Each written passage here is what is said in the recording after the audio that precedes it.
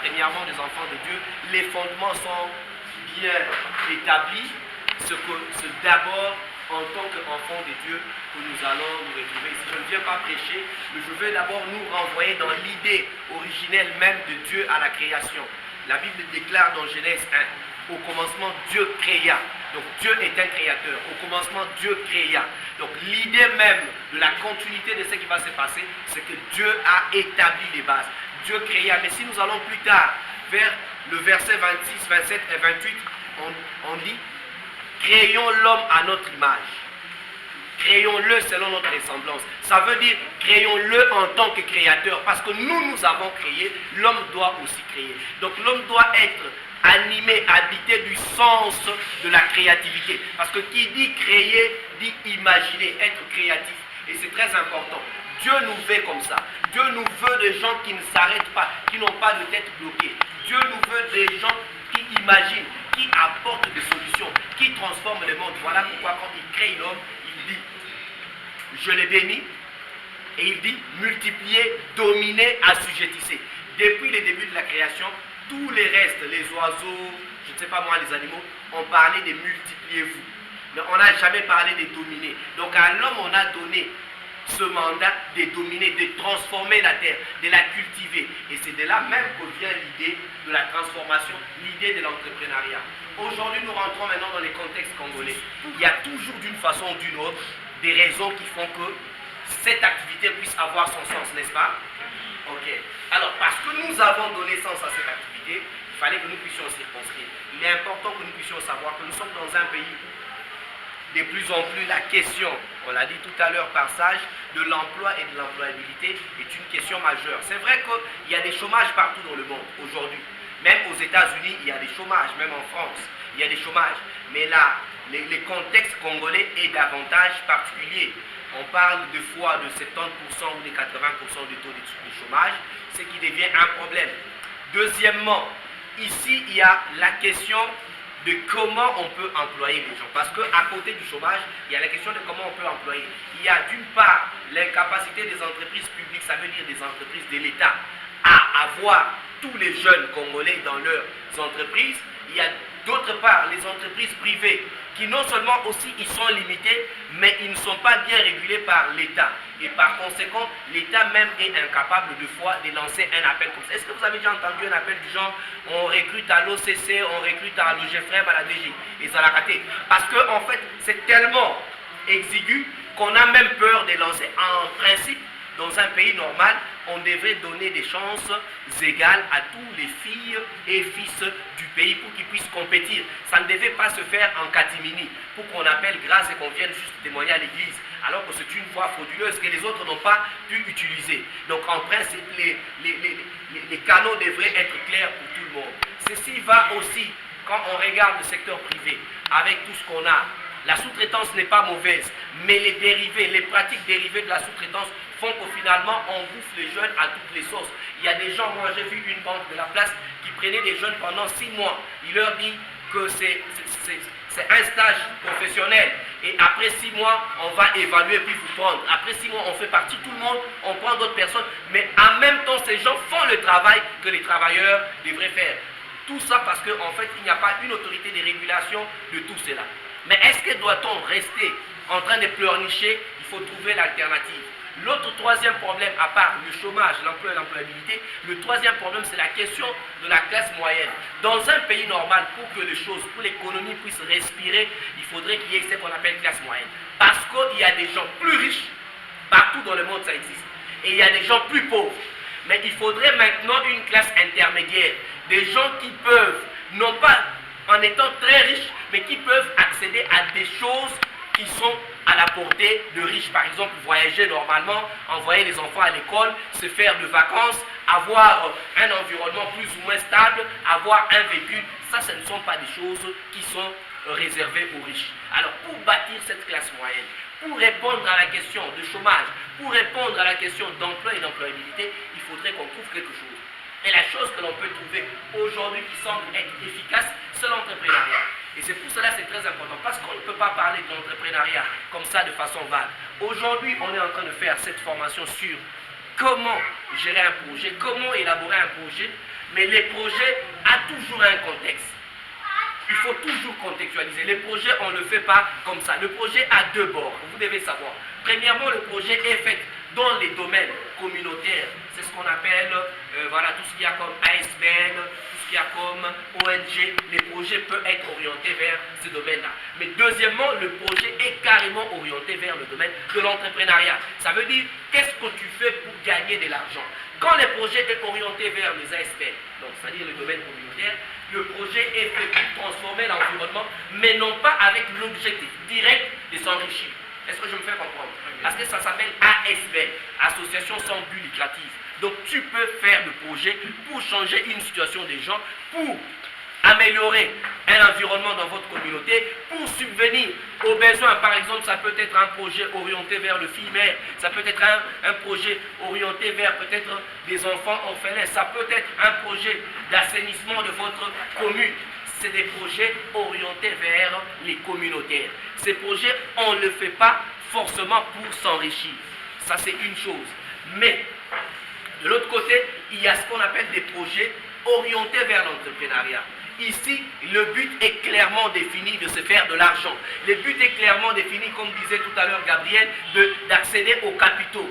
Le but est clairement déterminé de manière à ce que tu puisses avoir ce qu'on appelle une activité génératrice des revenus, AGR. Donc, deux orientations du projet. Ok?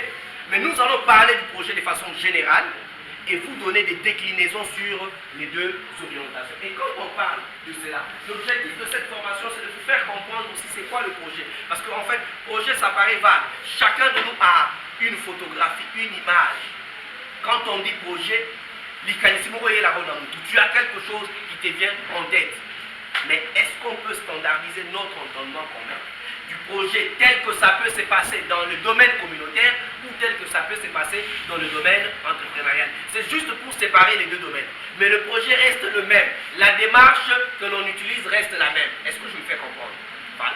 Je voulais d'abord scinder d'entrée des jeux pour que vous puissiez avoir cet entendement. On peut utiliser les projets dans le domaine communautaire, dans tout ce qui est ASBL, ONG.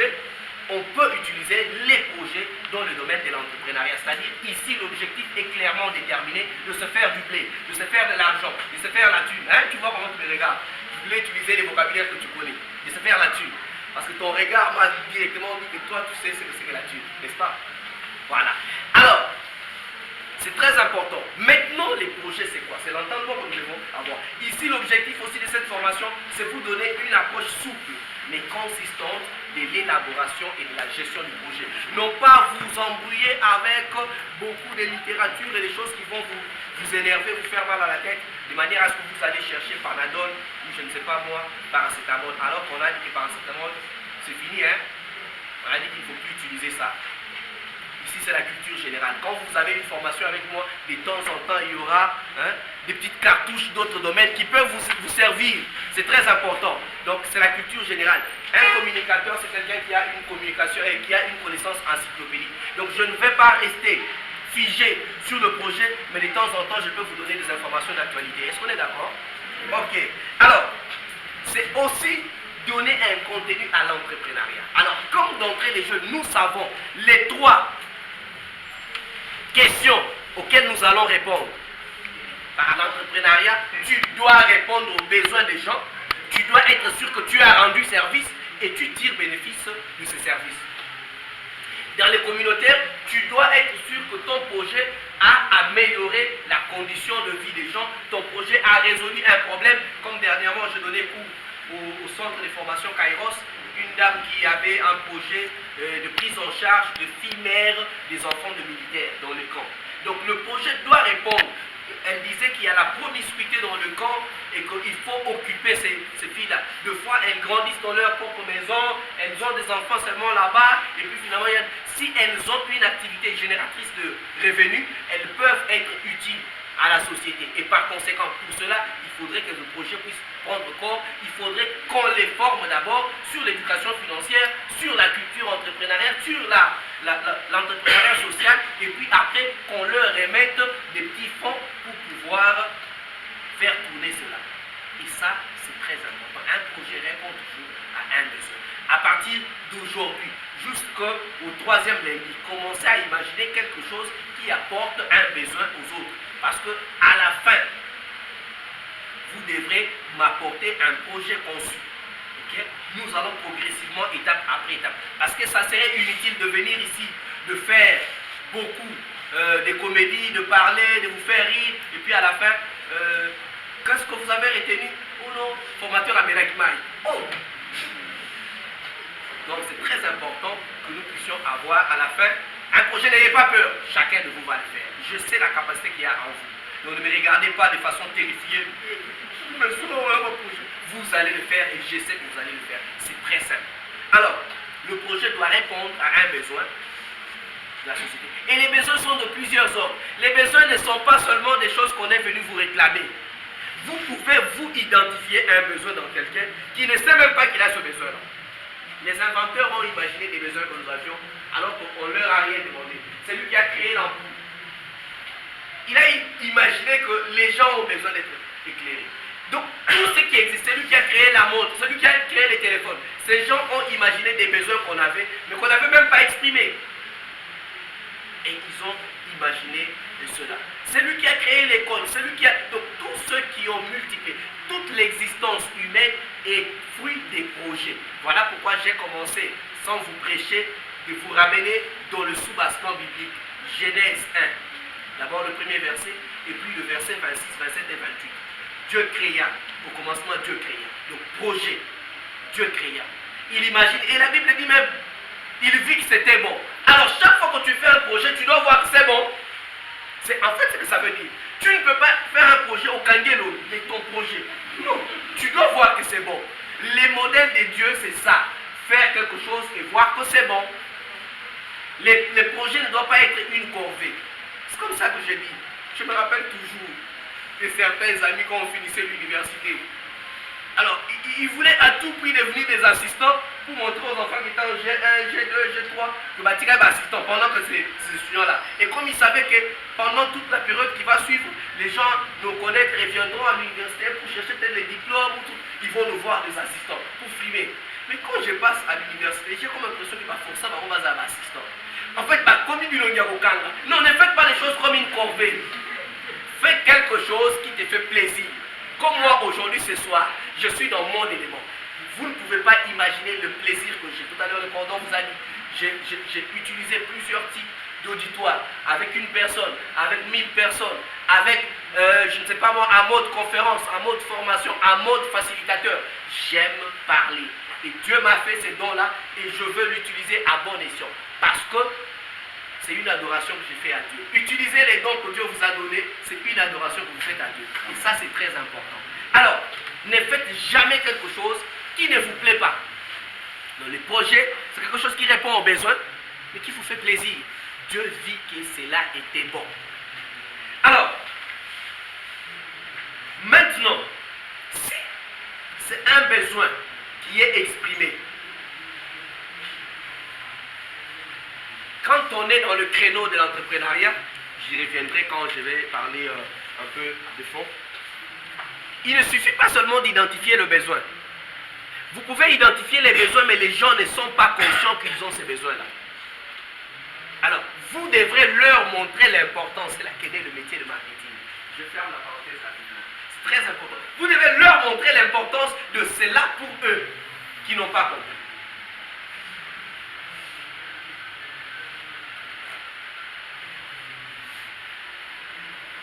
Dans tous les cas, chaque projet a des éléments qu'on appelle des attributs, des substances. Quand on regarde comme ça, dans chaque projet, il y en a. Je les avais déjà relevés dans la définition que j'ai donnée. Premièrement, un projet est une méthode qui permet de passer de l'idée à l'action en structurant le processus. C'est une méthode qui permet de passer de l'idée à l'action. Ça, c'est le premier attribut. Chaque projet montre toujours le fil conducteur. Comment je pars de l'idée à sa réalisation. Méthode. Deuxième attribut. Les projets se mettent toujours en route pour modifier l'environnement. L'environnement social dans lequel ce projet se déroule. Ça veut dire, si tu as un projet de faire une école, si avant cette école, il y avait des enfants qui étaient au chômage, si avant cette école, il y avait des enfants qui n'étudiaient pas, si avant cette école, il y avait des enfants qui étaient illettrés, ça veut dire l'école vient modifier l'environnement social. Après l'école, on aura des enfants qui ont étudié, on aura des enfants qui sont lettrés. Le projet modifie toujours l'environnement dans lequel il se déroule. S'il n'y avait pas ton projet, ça veut dire ton projet de salon de coiffure au coin de l'avenue, ça veut dire les gens transpiraient pour aller vers, je ne sais pas moi, Rond-Point Willery, pour aller se faire coiffer. Ton projet modifie l'environnement. Les gens ne vont plus là-bas, les gens vont ici. Ça veut dire que les gens sont coiffés à temps, avec 5 minutes d'avance. Parce que quitter ici pour arriver au Rond-Point Willery chaque samedi, ça veut dire c'est perdre au moins 10 minutes. Donc en termes de minutes, le projet change toujours l'environnement social dans lequel il se déroule. Si c'est un club de leadership que tu viens de créer, ton projet change l'environnement dans lequel tu l'as créé. Ça veut dire qu'il y a plus de jeunes leaders, il y a plus de jeunes qui comprennent les mondes et qui comprennent le sens de l'impact, de l'idée d'influencer positivement leur communauté. Si ton projet ne parvient pas à modifier l'environnement, pose-toi la question si c'est un projet ou c'est autre chose. Autre attribut, les projets prennent toujours forme dans un contexte social, spatial et temporel spécifique. C'est ce que disaient tout à l'heure Gabriel et Shadrach. Shadrach a insisté sur la notion de temps, n'est-ce pas? Shadrach, tu es là? Ok. Shadrach a insisté sur la notion du temps. Ça veut dire qu'il y a toujours un contexte dans lequel le projet se fait. Le projet ne se fait pas partout comme un continuum, non. Le projet se fait où? Ça se fait à Lingwala, pendant telle période. Le projet se fait où? Le nôtre ici. Le contexte spatial, ce cité Bethel Lingwala, sur l'avenue Bassampous. C'est bien identifié, il y a un contexte. Est-ce que nous étudions dans la rue, sur la route? L'endroit est bien identifié, les contextes social, spatial et temporel. Est-ce que nous étudions du matin au soir? Non. C'est à partir de 18h à 20h, n'est-ce pas? Donc, les contextes spatials, le projet se fait toujours dans un contexte spatial temporel. C'est très important. Si ton projet est un continuum, ça veut dire qu'on n'a pas encore créé. Parce que la Bible déclare, la terre était informe et vide. Ton projet doit être une réponse à la terre était informe et vide. Donc, contexte spatial, temporel pour trouver des solutions. Chaque projet possède toujours une dimension éducative. Dans chaque projet, même au Yayowana, il y a entrepreneuriat. Il y a toujours une donne d'apprentissage. Quand on n'avait pas créé Facebook, je l'ai dit tout à l'heure, est-ce que tu as un émoticône? Des kikiki, des émoticônes. Et puis les kekeke. Les Arabes, surtout à l'époque où on envoyait des textos de 648. Hein. Personne ne connaît. Tu te retrouves. Hein. Yo, Biaka. Donc, à part lui qui connaît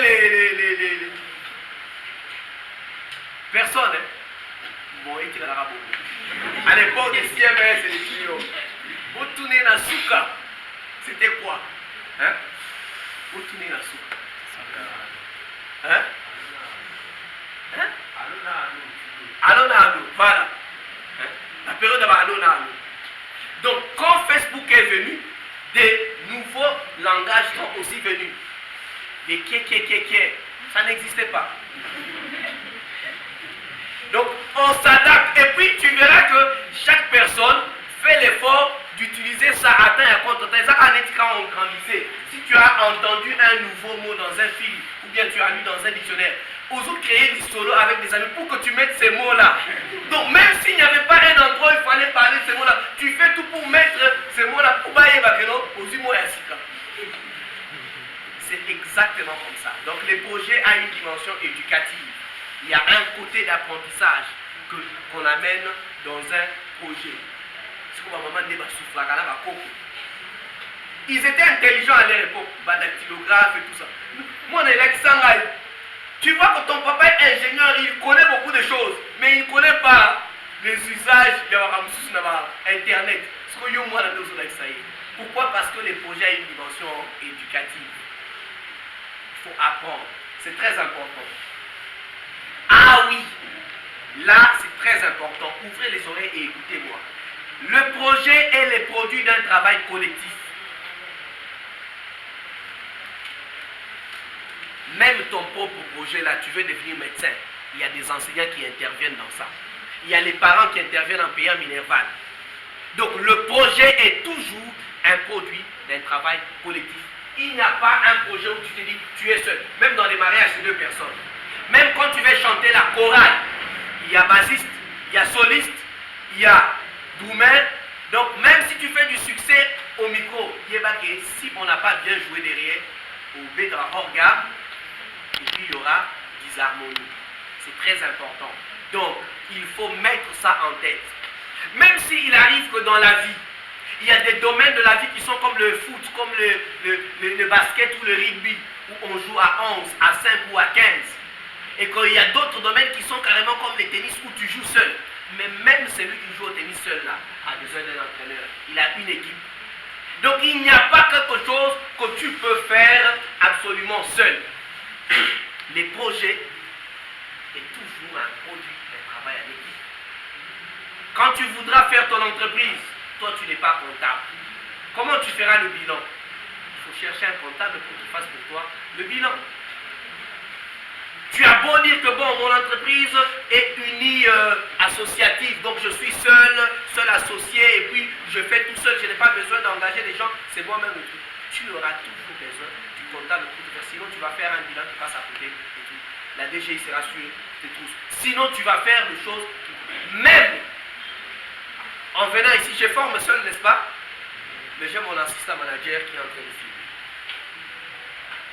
Donc, tu ne peux pas concevoir un projet où tu es seul. Les projets est toujours, pensez toujours collectif. Est-ce que je suis forcément en train de faire les cultes de l'unité excessive? Non. Moi-même, je fais toujours des nuances de temps en temps. Dans la vie, il y a toujours des choses que l'on fera en équipe, il y a toujours des choses que l'on fera seul. Les prophètes à l'époque de l'Ancien Testament, ils étaient loin.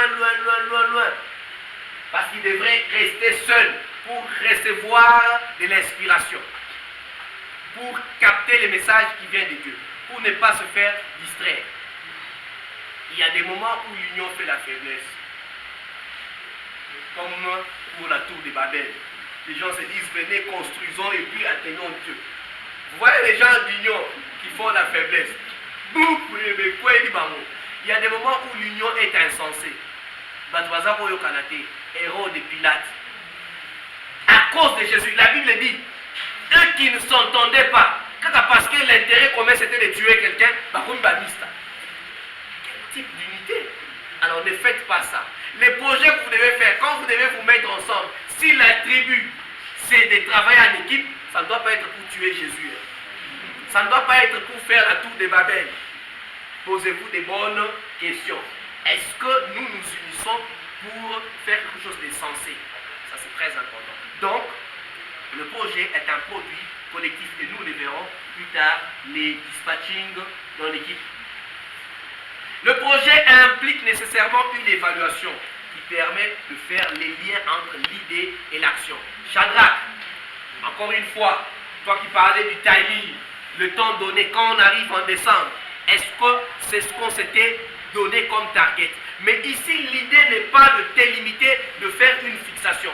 L'idée de l'évaluation, on parle souvent de MNI, comment on appelle ça en français? Suivi et évaluation. Suivi, ça veut dire tout au long du cheminement du projet, vous êtes en train de veiller à ce que ça marche bien. C'est comme le cordon est assis ici. Ne pensez pas qu'il est juste assis pour le beau yeux. Il contrôle tout au long de la formation si ça se passe bien. C'est le suivi.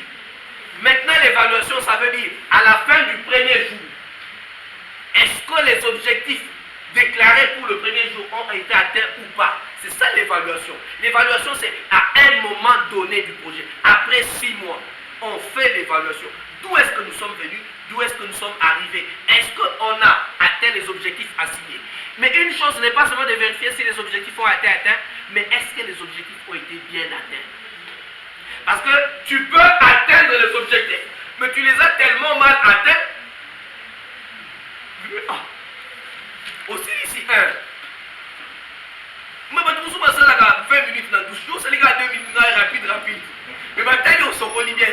Donc l'objectif ce n'est pas de finir les objectifs, mais est-ce que tu as bien fini les objectifs?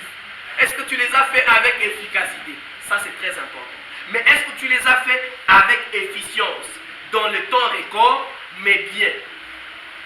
Donc l'évaluation. Le projet est susceptible à être évalué. Si vous avez évalué le projet, nous savons qu'il y a un problème. Il faut qu'on t'évalue. D'ailleurs, c'est très bien. Parce que quand on t'évalue, quand on fait des formations, par exemple, pour les organismes internationaux, notamment pour NDI, il a parlé tout à l'heure, notamment des formations avec les ligues de femmes de partis politiques où avait participé Mme Janine Mabounda. Ces genres de formations, on a toujours des fiches d'évaluation. On évalue les formateurs. Ça veut dire au bout de la formation, on distribue les fiches aux participants et puis ils cotent. Par exemple, il y a une rubrique méthodologie, il y a une rubrique contenu, il y a une rubrique pédagogie, est-ce qu'il enseigne bien, il y a une rubrique animation de la salle. Donc, et puis vous cotez le formateur. Et c'est sur base de ça que l'organisme regarde et dit la prochaine fois, on l'invite encore. Et c'est comme ça qu'on fait les tours de fois même en province. Alors, c'est très important de se faire évaluer. Et là, tu vas voir les formateurs, après la formation, même s'il est fatigué, il a toujours besoin de jeter un peu un coup d'œil sur les fiches d'évaluation pour voir comment on l'a coté. Et ça lui fait du bien, c'est flatteur, ça touche un peu notre ego, tu vois comment on t'a donné des bonnes cotes. L'évaluation est très importante. Ça t'encourage à t'améliorer si tu étais sur le mauvais pas. Mais aussi, ça te fait de compliments parce que chaque être humain tel que nous sommes ici a besoin qu'on lui dise « Ah, bien coiffé, hein? Ah, joli foulard ». C'est très important. Les compliments, c'est inhérent aussi à l'existence. Surtout les mamans, ils font beaucoup de problèmes à leur mari. Ils disent, oh, comment c'est mon enfant qui me dit que maman tu es jolie? Pourquoi toi tu n'as pas dit ça? Les mamans, ils font des problèmes. Les compliments là, c'est toujours bien. Mais quelquefois, si on ne vous a pas fait de compliments, ne faites pas un problème. Hein. Faites juste comme David. Allez devant votre miroir. Je glorifie l'Éternel du fait qu'il m'a fait un être merveilleux. Voilà David. Donc, à qui met les compliments à tout le soutien. Yemoko a mis commissaire et puis tous les cas. Donc l'évaluation, dites après moi l'évaluation. L'évaluation est très très importante. Ça vous permet de savoir si l'idée de départ est bien mise en musique. Mais l'évaluation aussi révèle d'autres choses. Vous ne pouvez pas imaginer. Un projet peut être conçu, mais tout au long de l'accomplissement du projet, on identifie d'autres choses bonnes. On adapte. L'évaluation peut déceler qu'il y a eu des choses qui n'avaient pas été prévues, mais qui se sont avérées utiles et qui ont fait avancer le projet. Ça, c'est ce qu'on appelle les effets collatéraux dans la réalisation du projet.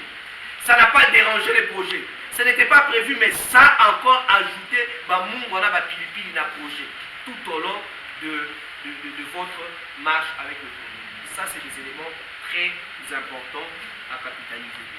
Service et bénéfice. Deux concepts. Toutes les fois que tu penses entrepreneuriat, pense à ces deux concepts. Pourquoi deux concepts au même moment? Parce que si tu fais seulement servir, tu vas devenir comme Mère Teresa. En fait, tu peux élaborer des projets orientés vers les associations sans but lucratif. C'est-à-dire que tu n'as pas comme objectif de te faire de l'argent. Mais maintenant, si tu prends aussi seulement bénéfice, tu oublies service, tu es dans la loterie. Les gens qui aiment de l'argent facile, ils sont en mode cherchant l'argent, n'importe comment, mais pourvu qu'ils puissent avoir de l'argent. Non, c'est très dangereux. C'est très dangereux. Les comment tu cherches l'argent est aussi important que l'argent qu'on cherche. Alors, pour être utile, vous devez savoir servir et obtenir de bénéfices. Trouver des solutions, nous avons dit que le projet répond à un besoin. Si ça répond à un besoin, ça dit vous voulez rendre utile, vous voulez servir les autres. Il est arrivé d'être consultant pour le Fonds national de microfinance pendant une période, je crois que c'est en 2014, début 2015. Les Fonds nationaux de microfinance, c'est une structure étatique qui octroie des financements aux jeunes et aux femmes, des catégories considérées comme des catégories à risque par les banques, parce que les banques ne financent pas facilement les jeunes et les mamans. Et par conséquent, il fallait trouver un mécanisme qui permette. Et eux, ils avaient trouvé une solution très simple. Ils appellent ça le MEIA, micro-entreprise associative. Donc, pour vous donner un financement, vous devez être en groupe, soit à 3, soit à 4. Pourquoi ça sert un peu de garde-fou? Et puis, on vous donne une formation sur ce qu'on appelle l'éducation financière et une formation sur l'entrepreneuriat et on vous oriente. Et puis, après, on vous donne. Mais en même temps, quand c'est un projet qui a un peu plus d'argent, on ne vous donne pas directement l'argent. On fait ce qu'on appelle le financement clé à main. Ça veut dire on te permet de créer ton entreprise. Toi, tu as besoin d'entreprise, n'est-ce pas? Eux, ils te permettent. La première des choses, tu identifies les lieux. Ah, l'entreprise sera où? Il faudrait combien? Tu payes les loyers, on te donne l'argent des loyers, tu vas, tu payes, tu viens, tu leur montres que tu as payé. Maintenant, il faut quoi? Il faut mettre la peinture, il faut les meubles. Il faudrait combien? Donc, progressivement. Maintenant, c'est quelle étape? Il faut mettre des matériels. Au fur et à mesure, et puis, voilà, si c'est ton shop est fini, il y a tout. Si tu vas vendre les crédits, et je ne sais pas moi, Canal Salle et tout, tu as, et puis tu commences. Si tu es une boulangerie, voilà, tu as une mini boulangerie moderne. Si c'est des poules, parce qu'il y avait des champs, il y avait des travaux de pisciculture et tout ça, tout dépendra. Mais avant tout, tu dois savoir formaliser. C'est ce que nous allons voir tout au long de cette démarche. Quelles sont les composantes? La formalisation d'un projet pour que cela soit acceptable et bancable. Alors, avant qu'on puisse terminer pour aujourd'hui, vous devez savoir ceci. Tout projet, avant d'arriver à le manager les projets, c'est-à-dire au quotidien, comment suivre et mettre chacun à sa place pour que le projet puisse évoluer. C'est ça, manager les projets. Tu es là, le projet existe déjà. Chaque jour, tu veilles à est-ce que le plan de départ est déterminé, est-ce que chacun joue son rôle. C'est ça le management du projet. Ça veut dire que tu es manager. Ça veut dire que tu suis les compétences des gens. Qui est-ce que tu as mis pour qu'il atteigne tel objectif, qu'il fasse quoi? C'est ça manager. Mais avant d'arriver à manager le projet, on doit toujours l'élaborer. Mais pour élaborer les projets, il faut les concevoir. Et les concevoir, c'est tout ce que nous avons ici, l'étape de brainstorming. Tu penses à quoi? C'est quoi l'idée que tu as? Donc les lundis, quand nous venons ici, chacun amène son idée sur papier. Ok? L'idée de son projet. Les lundis prochains. L'idée. C'est quoi ton idée? Ça, c'est la première des choses. Et cette idée-là, comment tu peux la mettre en musique? C'est ce que Shadrach appelait brainstorming. Tous les éléments. Je vous ai donné l'exemple ici. L'idée, c'est de faire la formation. Pour faire une formation, il faut quoi? Il faut commencer à énumérer les éléments. Il faut une salle, il faudrait un formateur, il faut un thème, il faudrait choisir des dates. Vous mettez ça. Ça, ce sont des éléments de brainstorming. Vous n'êtes pas obligé de mettre ces éléments en ligne. L'élément qui pouvait se faire après peut venir en idée avant. Tu l'écris. L'élément qui pouvait venir avant peut peut-être venir après. Les brainstorming, tu écris d'abord les choses. Maintenant, l'élaboration du projet, c'est aligner les éléments là. Quel est l'élément qui doit nécessairement venir avant l'autre? Quelle est l'étape qui doit venir après? C'est ce qu'on appelle élaboration du projet. Et quand vous avez élaboré, quand vous avez placé les étapes les unes après les autres, vous avez fini d'élaborer, c'est à ce moment-là que vous avez fini votre part. Vous pensez maintenant à l'autre. L'autre, c'est qui? C'est les bailleurs de fonds. L'autre, c'est qui? Pour le besoin de la cause ici, c'est les formateurs. À l'autre, vous allez présenter ce qu'on appelle la rédaction du projet. C'est deux choses différentes. L'élaboration, c'est savoir quelle est l'étape qui viendra avant l'autre, progressivement. Ça, c'est toi. Après ton brainstorming. Ça, c'est toi. Mais la rédaction, ça sera comment je vais présenter sur papier ce projet.